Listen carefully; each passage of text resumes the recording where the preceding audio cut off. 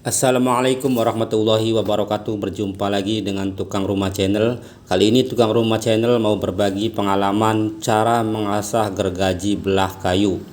Ini gergaji saya sudah lama nggak diasah karena jarang dipakai, sebab saya selalu membelah kayu menggunakan mesin circular saw.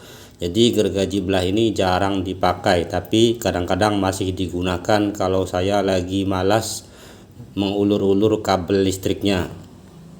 Sebelum kita mengikir gergaji belah kayu ini, kita buka dulu gagangnya, kemudian selanjutnya kita gosok dulu, dibuangi karat-karatnya seperti ini menggunakan amplas agar agak halus di bagian permukaan gergajinya ini.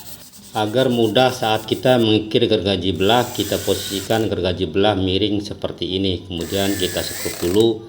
Ini tujuannya hanya agar kita mudah saat mengikir gergajinya. Jadi kita kepit menggunakan papan kayu seperti ini. Untuk kikir gergajinya kita menggunakan kikir segitiga seperti ini dengan ukuran 4 in. Langkah pertama kita posisikan kikir seperti ini, yaitu tegak di bagian belakang, miring di bagian depan. Kita asah gergaji belah ini dari depan dulu sampai ke belakang. Jadi posisi kikir ini dia akan menggesek bagian belakang dan juga akan meruncingkan sudut mata gergaji ini di bagian depannya. Sekali dorong, kikir ini akan menggesek dua tempat, yaitu di bagian belakang dan juga di bagian depannya.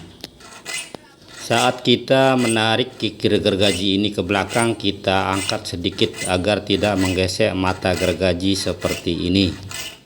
Jadi kita dorong searah seperti ini dan agak ditekan sedikit.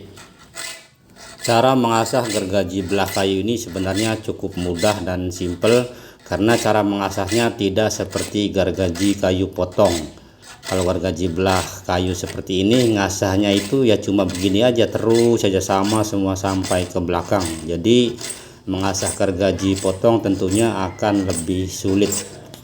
Kita membuat tutorial ini karena di video kami sebelumnya masih banyak pertanyaan yang dari sahabat RC di video sebelumnya. Jadi di video ini kita akan mencoba untuk menjawabnya satu persatu. Yang pertama, katanya, "Bang, apakah gergaji belah kayu itu harus dibuka juga mata gergajinya?" Jawabannya adalah ya, sama. Gergaji belah juga sama, mata gergajinya harus dibuka kalau jepit, tapi tidak harus semuanya seperti gergaji potong. Sebab pada dasarnya mata gergaji ini harus lebih lebar dibandingkan dengan bilah gergajinya, jadi tidak jepit. Apalagi kalau yang kita potong yaitu kayu yang agak basah ataupun kayu yang empuk atau lembut, itu akan mudah menjepit.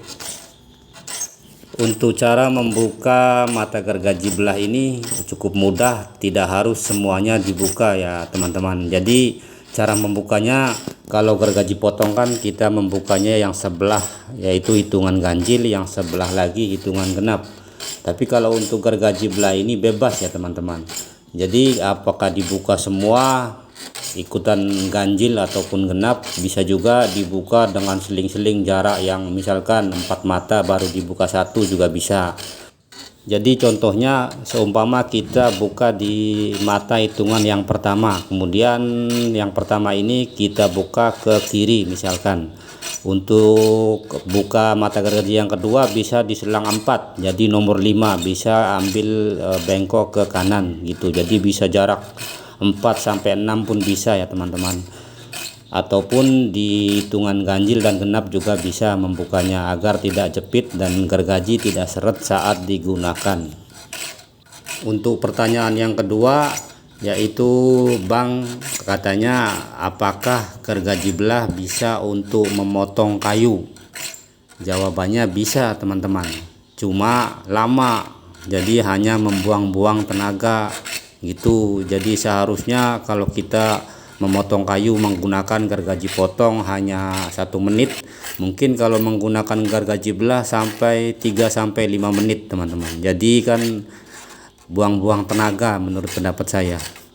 Untuk kemiringan sudut mata gergaji belah ini Anda juga bisa lebih miring lagi dibanding ini ya teman-teman. Tapi kekurangannya kalau lebih condong ke depan lagi daripada ini jadi berat nanti untuk mendorongnya. Jadi sebaiknya condongnya ikut seperti ini saja. Tapi kalau condong ke depan tentunya gergaji akan lebih tajam, nggak usah ditekan, dia akan makan sendiri. Dan juga yang harus diperhatikan saat kita mengikir mata gergaji seperti ini, usahakan kita asah semua dari depan sampai ke belakang. Walaupun mata gergaji yang di bagian belakang ini sebenarnya tidak digunakan karena sudah nyangkut di gagang gergajinya. Tapi nanti kalau nggak diasah, gergaji lama-lama akan jadi bengkok, sebab yang di tengah dan depan itu diasah terus, yang di bagian belakang nggak pernah diasah, jadinya akan bengkok atau mata gergajinya nanti lama-lama akan jadi rusak. Jadi usahakan diasah semua sampai ke belakang gergaji belah maupun gergaji potong kayu. Tonton videonya sampai habis, jangan lupa dukung terus channel ini dengan cara like, subscribe, dan tekan tombol lonceng notifikasinya agar Anda tidak ketinggalan dengan video-video terbaru dari kami. Oke teman-teman, mengasah gergaji belah sudah selesai, kita buka dan selanjutnya kita lihat penampakan mata gergajinya akan jadi seperti ini. Inilah penampakan mata gergaji kayu belah. Sangat jauh berbeda dengan mata gergaji kayu potong. Jadi mata gergaji ini berbeda jauh dengan gergaji potong.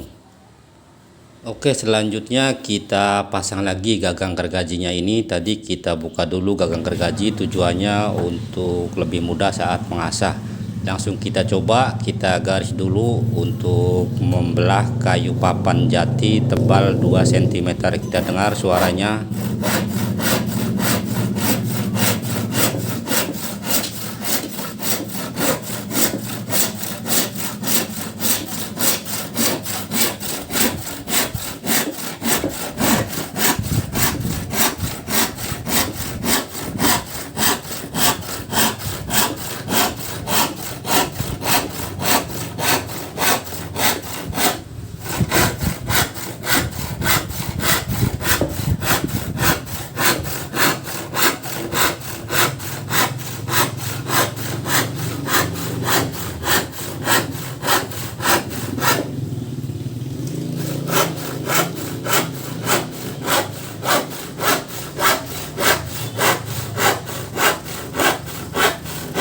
Oke, cukup sekian dan terima kasih, semoga bermanfaat. Wassalamualaikum warahmatullahi wabarakatuh.